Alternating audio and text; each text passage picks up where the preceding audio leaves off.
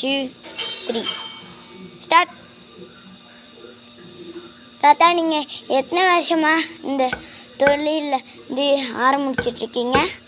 அம்மா நாங்கள் வந்து 7 தலைமுறையாக வந்துட்டு இதே தொழில் தாம்மா எங்களுக்கு.